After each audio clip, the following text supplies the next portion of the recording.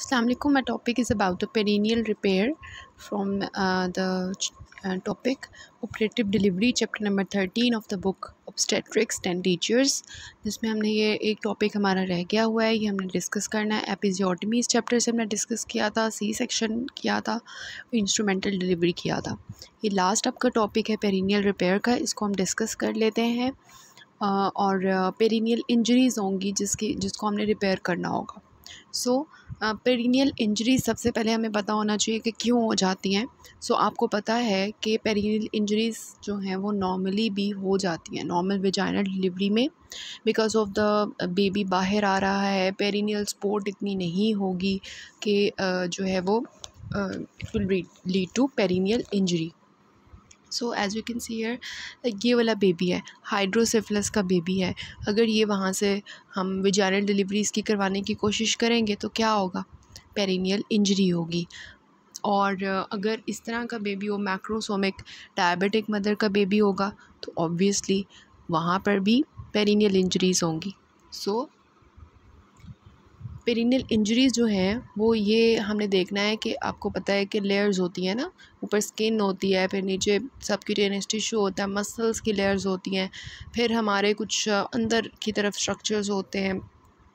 तो हमने देखना है कि पेरिनियल इंजरीज़ जो हैं वो हो रही हैं। आपको पता होगा कुछ सुपरफिशियल इंजरीज़ होती हैं, लाइक लेसरेशंस हैं, माइनर कट्स हैं, वो तो नॉर्मल होते हैं और ख़ुद ब खुद रिपेयर हो जाते हैं। कुछ होती हैं इतनी डीप जो है वो इंजरीज़ हो जाती हैं कि उसके लिए फिर मदर को बहुत सी मतलब प्रॉब्लम्स फेस करनी पड़ती हैं। फॉर एग्ज़ाम्पल आपको पता है कि विजाइना के पीछे क्या है, एरल कैनाल है, पर रैक्टम है। अगर वहाँ पे इंजरीज़ हो जाएंगी तो क्या होगा, फीकल इनकॉन्टिनेंस के प्रॉब्लम्स आएंगे, विच इज़ सोशली बहुत ऑकवर्ड फील करेगी वुमेन। अगर उसका इस तरह का हो जाए तो वो सोशली बहुत अपसेट हो जाएगी, वो कहीं जा नहीं पाएगी। उसकी फ़ीकल इनकॉन्टिनेंस, तो यूरिनरी इनकॉन्टिनेंस एक समथिंग एल्स, ठीक है, वो हम कंसिडर करते हैं, लेकिन faecal incontinence this is too much, कि वो मदर जो है वो बहुत ज़्यादा प्रॉब्लम्स फेस करेगी and we have to repair दो स्ट्रक्चर्स। और यहाँ पे देखें, as you can see here, ऊपर रैक्टम है, नीचे एनल कैनाल है, और वहाँ पर आपको दो स्फिंक्टर्स नज़र आ रहे होते हैं। एक एक्सटर्नल एनल स्फिंक्टर होता है, एक इंटरनल एनल स्फिंक्टर होता है। ये एनाटमी का आपको पता होगा, इसको भी हम डिस्कस करेंगे पेरिनियल इंजरीज़ के अंदर। सो ये हमारी डिग्रीज़ होती हैं इंजरीज़ की, जितनी ज़्यादा डीप होती जाएंगी उतनी ज़्यादा डिग्री बढ़ती जाएगी। सबसे पहली डिग्री अब अगर आप देखें तो यहाँ पे आपको नज़र आ रहा होगा कि first of all first degree के अंदर क्या होता है, जो स्किन होती है सिर्फ वो इंजर होती है। देन जो सेकंड डिग्री होगी उसमें आपको क्या मिलेगा कि जो मसल्स होंगे पेरिनियम के वो टॉर्न हो जाएंगे, वो फट जाएंगे। फिर थर्ड डिग्री में क्या होगा कि जो हमारा एनल स्फिंक्टर है वो हमारा, जो ऊपर हमने डिस्कस किया है कि एनल स्फिंक्टर कॉम्प्लेक्स जो होगा वो जो है टूट जाएगा। एक्सटर्नल एनल स्फिंक्टर की बात करते हैं और इंटरनल एनल स्फिंक्टर की बात करते हैं, तो थर्ड डिग्री में वो स्फिंक्टर जो ऊपर हमने देखे हैं वो टॉर्न हो जाएंगे। और fourth degree which is very much sphere form, जिसमें रैक्टम जो ऊपर वाला हिस्सा है एनल कैनाल से ऊपर, रैक्टम की इंजरी हो जाएगी। रैक्टम जब टॉर्न हो जाएगा, रैक्टल म्यूकोजा जब टॉर्न हो जाएगा, that will be fourth degree. तो फर्स्ट डिग्री क्या है, स्किन ख़राब हो रही है, स्किन फट रही है। सेकंड डिग्री क्या है कि मसल्स टॉर्न हो रहे हैं। थर्ड डिग्री क्या है कि जिसमें हमारा एक्सटर्नल और इंटरनल एनल स्फिंक्टर जो है वो डैमेज हो रहे हैं। और फोर्थ डिग्री क्या है, जिसमें we have the rectum injured.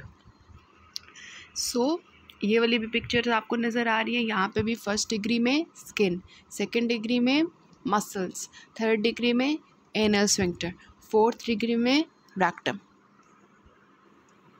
So ये वाली भी पिक्चर देखें, फर्स्ट डिग्री में पेरिनियल स्किन और the lining of vagina disturb होती है, सेकंड डिग्री में perineal skin, lining of vagina plus perineal muscles.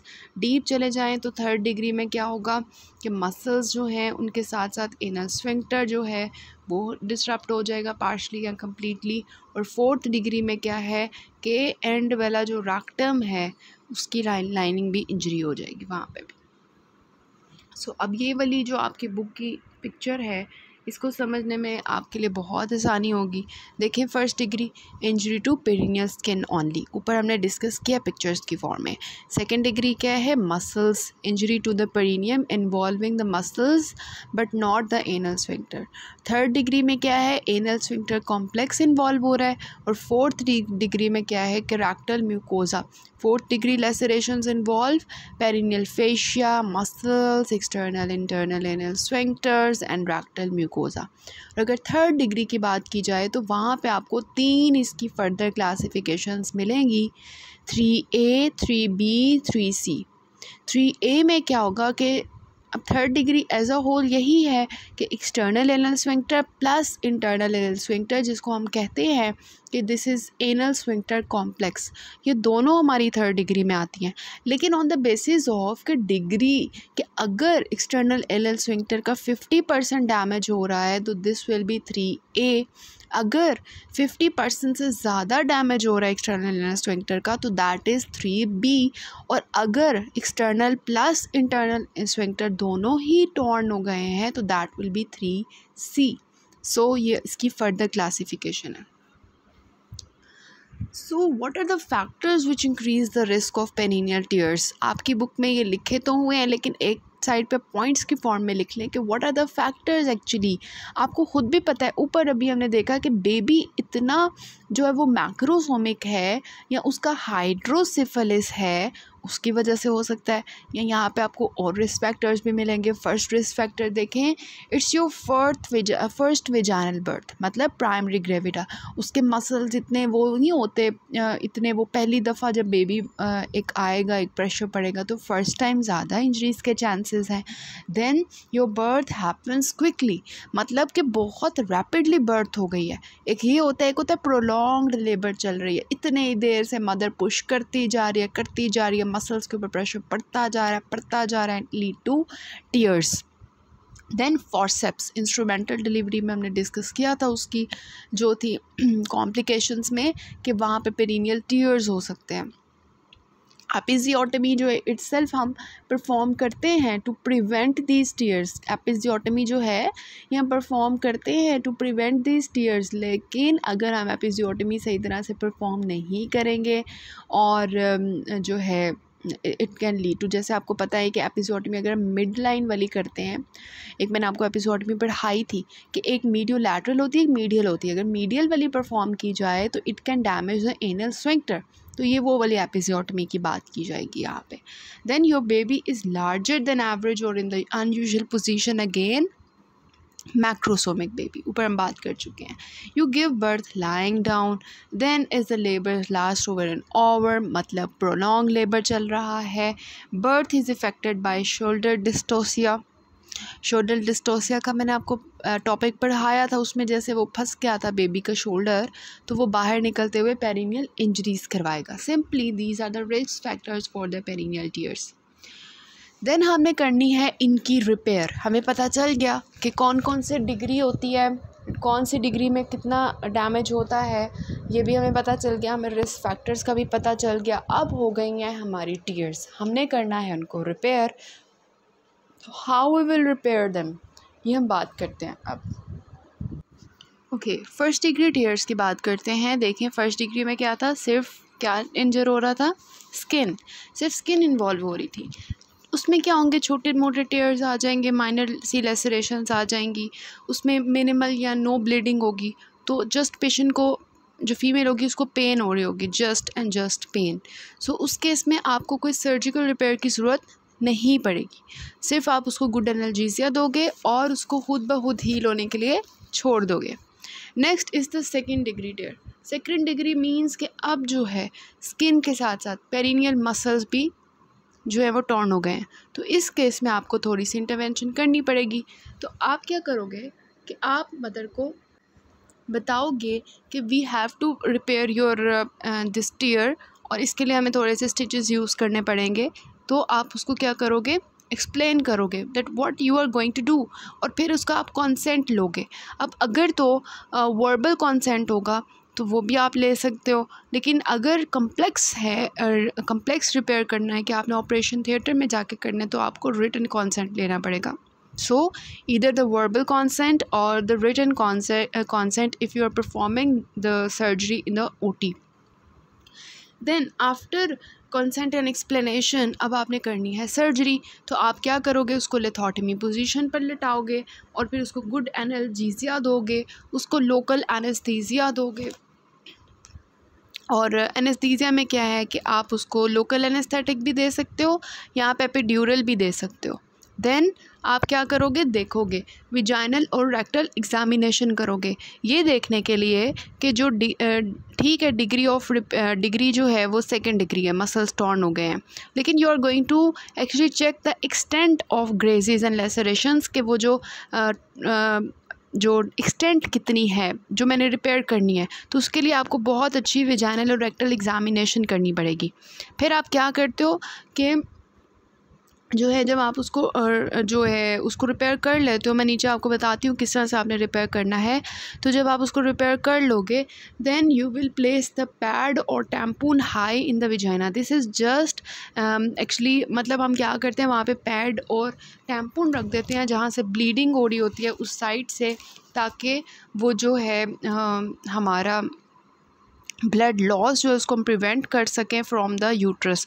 मतलब ये हो रहा होता है कि बहुत ज़्यादा ना ब्लीडिंग हो रही होती है, तो वो ब्लीडिंग जो है वो एक्चुअली हम रेक्टल विजाइनल एग्जामिनेशन पे जब कर रहे होते हैं तो इतनी ज़्यादा वहाँ पे ब्लड होता है कि हमें समझ ही नहीं आ रही होती कि कितना टीयर है, उसकी एक्सटेंट कितनी है, क्योंकि वहाँ पर ब्लड जमा हुआ होता है। तो उस ब्लड को आपने दरअसल प्रिवेंट करने के लिए कि ब्लड लॉस ना हो और हमें अच्छा सा व्यू मिल जाए कि हमने कितना रिपेयर करना है, किस तरह से करना है, फिर आप जो है वो टैम्पून और पैड रखते हो। लेकिन आपको जब आपने प्रोसीजर परफॉर्म कर लेना होता है उसके बाद ध्यान रखना होता है कि मैंने जो अंदर पैड और टैम्पून रखा है उसको मैं रिमूव करूँ, because it can lead to infection. तो उसके बाद जो है आप क्या करते हो, स्टिच करते हो, रिपेयर करते हो अपना काम। देन आप दोबारा से जब आपने रिपेयर कर लिया होता है, मैं आपको नीचे बताती हूँ किस तरह से रिपेयर करना है। जब आपने रिपेयर कर लेना है फिर आपने क्या करना है कि वो जो विजाइनल और रेक्टल एग्जामिनेशन आपको दोबारा करनी है। ये क्यों करनी है, बाद में दोबारा क्यों करनी है, इसलिए करनी है कि आप चेक कर सको कि वेदर जो मैंने टीयर को सारा वो मतलब ठीक किया है, वो जो मैंने उसको मतलब सारा रिपेयर किया है, क्या मैंने उसको कंप्लीट रिपेयर कर लिया है। अभी तक तो कोई टीयर और लेसरेशन तो नहीं रह गई, अभी तक कोई ऐसा पार्ट जिसको मैंने सिया ना हो। तो आपने एक दफ़ा दोबारा से रेक्टल और विजाइनल एग्जामिनेशन शुरू में भी करनी है और बाद में भी करनी है।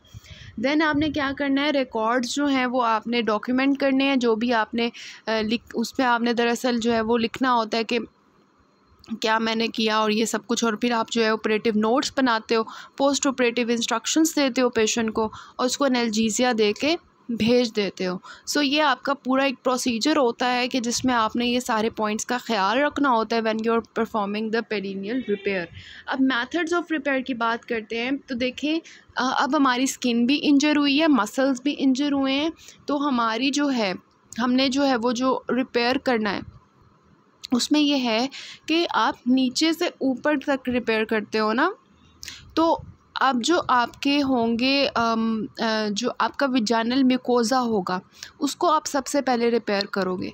जो उसके लिए आप सूचर का मटेरियल यूज़ करोगे that will be absorbable sutures. क्यों एब्जॉर्बेबल सूचर्स, नीचे वाले जो स्ट्रक्चर्स होते हैं उसमें आप में एब्जॉर्बेबल सूचर्स यूज़ करते हो, बिकॉज अगर आप नॉन एब्जॉर्बेबल यूज़ करोगे तो उससे क्या होगा, वो आपको दोबारा से निकालने पड़ते हैं ना। तो नीचे वाले आप ऊपर स्किन को आपने बंद कर दिया और आपने जो है वो नीचे नॉन एब्जॉर्बेबल सूचर्स लगा दिए, तो वो तो आपको निकालने पड़ेंगे बाहर में बाद में। तो एब्जॉर्बेबल सूचर्स आप यूज़ करते हो और कंटिन्यूस सूचर मतलब एक ही आप जो है वो सूचर लेते हो और उसको कंटिन्यूसली ऐसे जो है वो लगाते हो म्यूकोज़ा के ऊपर। This is continuous suture. Muscles जो होंगे उनको आप दोगे इंटरप्टेड सूचर, एक सूचर लगाया फिर दूसरा सूचर, तीसरा सूचर, ऐसे करते करते इंटरप्टेड सूचर जो है वो आप मसल्स के ऊपर लगाते हो। देन आता है स्किन। स्किन पे आप इंटरप्टेड भी लगा सकते हो, कंटिन्यूस भी लगा सकते हो, लेकिन सब cuticle is just for the मतलब ये कि एक कॉस्मेटिक अपीयरेंस भी आ जाती है और ये जो है मोस्टली इस तरह परफॉर्म करते हैं। सो सेकेंड डिग्री टीयर की समझ आ गई किस तरह से आपने करना है, म्यूकोज़ा को कैसे करना है ठीक, मसल्स को किस सूचर के साथ करना है और थर्डली स्किन को कैसे आपने क्लोज़ करना है। सो ये सारा आपका होता है सेकेंड डिग्री रिपेयर। अब आता है हमारा OASI। OASI होता है कि वी हैव के थर्ड प्लस 4th डिग्री टेयर। फर्स्ट और सेकेंड डिग्री टेयर की हमने बात कर ली है। 3rd and 4th degree tier जो है उनको हम ग्रुप टुगेदर करते हैं in these OASI। O means obstetric, A means anal, S means sphincter and I means injuries. मतलब ऑब्स्टेट्रिक, एनल, स्फिंक्टर, इंजरीज़। मतलब यहाँ पे हमारा ज़्यादा मसला है, वो मसला क्या है कि एक्सटर्नल स्फिंक्टर भी टूट गया हुआ है, इंटरनल स्फिंक्टर भी टूट गया हुआ है। तो इस रिपेयर को हम कहते हैं दिस इज़ OASI रिपेयर। अब हमने करना है स्फिंक्टर्स को repair, that is 3rd and 4th degree repairs. तो उसके लिए आप क्या करते हो, आपको कैसे पता चलेगा कि इसका 3rd and 4th डिग्री टेयर हो गया? You will perform the rectal and vaginal examination और पैल्पेट करोगे 2 फिंगर्स के साथ एक्सटर्नल एनल स्फिंक्टर को और देखोगे कि वो तो फील करोगे कि वो तो टूटा हुआ है। देन एंडो एनल अल्ट्रासाउंड भी कर सकते हो, पेरी एनल अल्ट्रासाउंड भी कर सकते हो to detect extent of tear. और ये कि अगर जो फीमेल होती है उसको होता है उसका अगर एक्सटर्नल एनल स्फिंक्टर डैमेज होता है तो उसकी वजह से स्टूल इनकॉन्टिनेंस होती है। अगर इंटरनल एनल स्फिंक्टर डैमेज होता है तो फ्लेटस इनकॉन्टिनेंस हो सकती है। तो ये मसले की बात होती है। सो आफ्टर डायग्नोजिंग कि आपका 3rd and 4th डिग्री जो रिपेयर है, तो यहाँ पर आपका कोई आम बंदा इसको रिपेयर नहीं करेगा। यहाँ पे आपको वेल ट्रेंड प्रैक्टिशनर की ज़रूरत है और एक असिस्टेंट की ज़रूरत है। दिस इज़ एक्चुअली कि बहुत एक्सटेंसिव इन सर्जरी आप करने जा रहे हो। So you need well trained practitioner plus an assistant. उसके बाद आप गुड एनाल्जेसिया दोगे अगेन फीमेल को, effective regional and general anaesthesia दोगे। लाइटनिंग एडिक्वेट होनी चाहिए ताकि आपका कोई भी टीयर मिस ना हो। Then you will repair the rectal mucosa. और इसके अलावा आप जो है एक्सटर्नल स्फिंक्टर, मतलब यहाँ पे जो आपके स्किन है उसका तो आपने रिपेयर कर लिया जैसे मैंने ऊपर बताया था, और विजाइनल म्यूकोजा को भी, मसल्स को भी हमने रिपेयर करने का तरीका देखा था। यहाँ पे आप रेक्टल म्यूकोजा को रिपेयर करोगे एक्स्ट्रा, और एक्स्ट्रा आप जो है वो एक्सटर्नल स्फिंक्टर को रिपेयर करोगे, मसल जो है उनको लॉन्ग एक्टिंग सूचर्स के साथ रिपेयर करोगे। और फिर आप आफ्टर रिपेयरिंग द थिंग्स, ठीक है, यहाँ पे क्या होता है कि जो मसल है उसको या तो आप एंड टू एंड रिपेयर करते हो या ओवरलैप टेक्निक। मतलब ये कि एक मसल को दूसरे मसल के ऊपर, ये मसल है, ये मसल है, इसको ऊपर एक दूसरे के ऊपर किया तो स्ट्रेंथन हो जाएंगे। या फिर आप एंड टू एंड भी आप कर सकते हो कि यहाँ से एक मसल को यहाँ से जोड़ा, यहाँ से आपस में जोड़ दिया। तो ओवरले ज़्यादा अच्छी होती है कि उससे क्या होता है कि ओवरलैप टेक्निक से ज़्यादा अच्छी स्ट्रेंथ मिलती है। Then after performing the procedure it is documented and clinical incident form जो है वो आप complete करते हो for the risk assessment purposes। So ये आपका सारा प्रोसीजर हो गया, आपने प्रिपेयर कर लिया 3rd and 4th डिग्री को। तो ये आपको नज़र आ रहा है कि laceration perineum before repair, closure of rectal mucosa with running sutures, closure of endopelvic fascia with interrupted sutures, मतलब फेशिया को इंटरप्टेड के साथ किया और रेक्टल को कंटिन्यूस के साथ किया। Then closure of anal sphincter with interrupted sutures, sphincters को भी आपने इंटरप्टेड के साथ किया। इंटरप्टेड ये आपको नज़र आ रहे हैं कि एक ये सूचर है, एक ये सूचर है, एक ये सूचर है, इस तरह से। फिर पेरिनियल मसल्स को आपने इंटरप्टेड सूचर्स के साथ किया। सब क्यूटेनियस टिश्यू और पेरिनियम को एक दूसरे के साथ जोड़ा और सब क्यूटिकल सूचर यूज़ किया स्किन के लिए। सो ये आपका हो गया कि देखें ये सारे हमारे हो गए। कंटिन्यूस सूचर सिर्फ आप मिकोजा के लिए यूज़ कर रहे हो, बाकी सारे इंटरप्टेड सूचर्स यूज़ कर रहे हो। देन आफ्टर केयर आ जाती है कि जब आपने इसको परफॉर्म कर लिया उसके बाद पेशेंट जो है वो 5 से 10 दिन के लिए हॉस्पिटल रहेगी आपके पास, क्योंकि ये 3rd और 4th डिग्री रिपेयर है तो इसमें ध्यान रखना होता है इन्फेक्शंस एट्सेट्रा का। और पेशेंट को पेन भी बहुत होती है ना, तो उसके लिए हॉस्पिटल 5 to 10 डेज़ के लिए हॉस्पिटल स्टे करेगी, क्योंकि उसको जो है वो कॉन्स्टिपेशन की कंप्लेन हो सकती है। यू विल गिव द जो है लैक्टुलोज और बल्किंग एजेंट्स, और इसके साथ साथ ओरल मतलब उसको कॉन्स्टिपेशन नहीं होने देनी, क्योंकि कॉन्स्टिपेशन से वो फोर्स लगाएगी और फोर्स से वो रप्चर दोबारा से टीयर्स हो सकते हैं। देन उसको जो है वो आपने इन्फेक्शन को प्रिवेंट करने के लिए you will give the oral broad spectrum antibiotics for 5 to 7 days। Then regular oral analgesia उसको दोगे ताकि उसकी पेन जो है वो ना हो। सिट्स बाथ देते हैं जहाँ पे उसको सुकून मिलता है गर्म पानी में। देन फॉलो अप करते हैं, टीम अप्रोच होती है जिसमें हम फिजियोथेरेपी करवाते हैं पेशेंट की बायो फीडबैक के थ्रू ताकि उसकी जो है कॉन्टिनेंस इम्प्रूव हो जाए। हमने जो है फॉलो अप करना होता है ताकि यहाँ तक कि उसका जो कॉन्टिनेंस का मसला है वो रिपेयर हो जाए, उसकी फ़र्स्ट बाउल मोशन अच्छी हो जाए, तब तक हमने उसको ध्यान में रखना होता है। देन जो एसिम्प्टोमेटिक होते हैं, asymptomatic women should be advise that the risk of recurrence in the future pregnancy is 6 to 8%, मतलब बहुत कम है, कोई मसले की बात नहीं है। आप बाद में विजाइनल डिलीवरी करवा सकती हैं। लेकिन जो सिम्प्टोमेटिक वुमेन होंगी उनके अंदर आप इन्वेस्टिगेशंस करवाते हो, अल्ट्रासाउंड और एनल मैनोमेट्री, और उनको फिर आप ऑप्शन देते हो कि क्योंकि आप सिम्प्टोमेटिक हैं, और फिर हम आपका डिसाइड करेंगे कि नेक्स्ट जो आपकी प्रेगनेंसी होगी वो हम सी सेक्शन के थ्रू मोस्ट प्रोबेबली करेंगे। सो ये वाला क्वेश्चन देखें, प्राइमरी ग्रेविटा डिलीवर्ड 3.8 kg बेबी, मतलब मैक्रोसोमिक बेबी था जिसकी वजह से क्या हुआ, 3rd डिग्री टीयर हो गया।